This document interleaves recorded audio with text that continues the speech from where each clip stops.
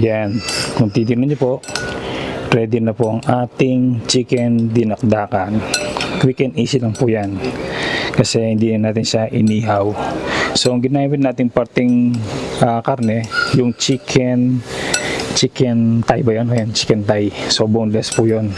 So, ginawa natin lang doon, salt and pepper, seasoning, tapos sinir natin. Yan, no? Ang sarap. Grabe. Sana na-enjoy nyo po yung aming recipe. Sana meron po kayo nakuhang konting technique para makatulong sa inyong daily recipe sa pang araw-araw na ulam. Yan, no? Maraming salamat po. Yan, no? Subscribe, like, share po ang aming mga video. Yan. Nagpapaalam na po kami. Maraming salamat sa continuous na pagsubaybay at pagsuporta sa aming video. Maraming salamat at ingat po at God bless.